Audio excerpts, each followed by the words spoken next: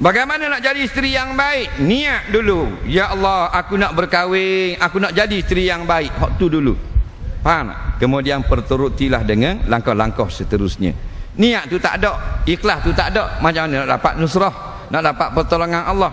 Nah, cuma kena ingat suami kita lah lebih bernilai daripada mana-mana orang. Bila kita tak kahwin, wajib taat ibu bapa kita. Bila kita kahwin, wajib taat suami kita dulu mengatasi orang lain. Nah, kerana dia sudah menanggung dosa pahala kita. Syurga pada tangan suami. Nah,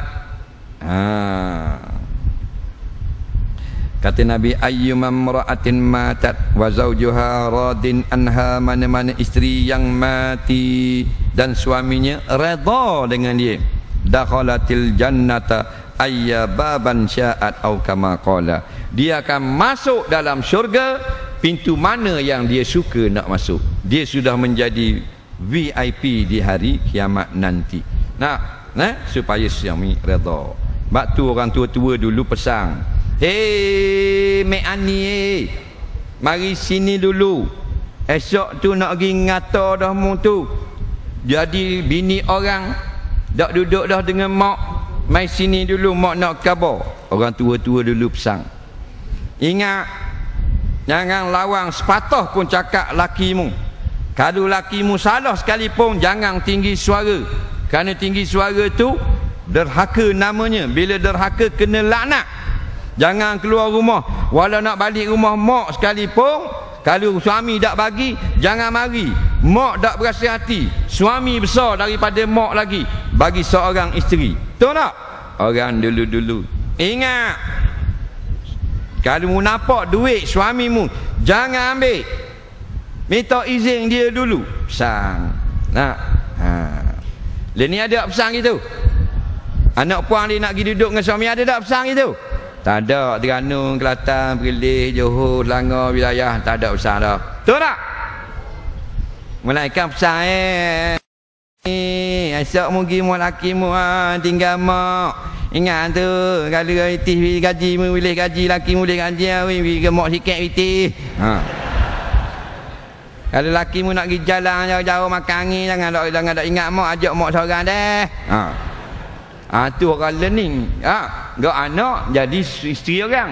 Macam polong putu ranggah atu kopek. Lawang ke suami. Suami kata tak jadi apa. Awak lawang saya ni dosa ke tak? Jawab kah itu? Nang. Awak tinggi suara, awak tak dengar ke ngajar di masjid, dalam YouTube, dalam tu, dalam ni, dalam TV, dalam kaset, dalam CD, derhaka, masuk neraka. Awak tak takut ke neraka? Tu kopang jaga baik. Oh, sakit hati kita. Betul tak? Jawablah, saya tanya, awak tak takut ke neraka? Abang seorang masuk syurga. Jeng kita. Betul tak? Lepas tu kena banyak bersabar. Jangan katok dia, jangan pukul dia. Faham tak? Kerana Nabi kata dia kurang akal. Adik-beradik gila. Faham tak? Batu dia, aku terimalah nikahnya dengan mas kahwin yang tersebut itu. Sah. Oh, seronok pengantin. Iya. Yes. Tu bodoh pengantin, bodoh. Bila sah, maknanya mu sekarang mula menanggung dosa dia kat gi. Dia tak tudung kepala mu tanggung. Dua dosa dah, dosa mu, dosa bini pula. Mu dak ajar Quran, mu berdosa. Mu dak ajar hadis, mu berdosa. Dak ajar semayang, mu berdosa. Dia dak semayang, mu berdosa. Dak ajar haid, berdosa. Dak ajar nifah, berdosa. Dak ajar istihadah, mu berdosa. Jangan nak suka sokmo. Tu hakikat. Dan ingat, ini perempuan banyak masalah bila mu nikah kayak gini. Faham tak? Dia akan lawan mu. Dia akan curi duit mu. Dia akan kerah kepala. Dia akan kata ke mu, kalau mu tengah tidur, dia akan ganggu. Betul tak? Ni isteri kena faham hakikat. Jadi kena banyak sabar. Orang yang kurang akal, dia lebih daripada budak-budak. Betul tak? Tengok anak-anak kita kalau beli mainan, pergi kedai maiding, makuk 2 set, sudu, gerpu, puyuk apa semua, RM6 50 sen. Koyak boleh masuk dah. Cek.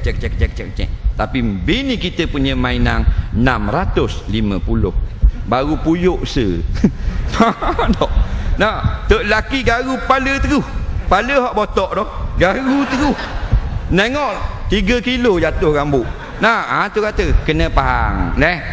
Jadi banyak mana salah pun kena faham lah perempuan jenis gitu. Tak usah katok, tak usah terajang, tak usah apa. Kalau dia tercerah lah. Saya cerah lah siang dia. Pasal dia tu masuk setan. Nah,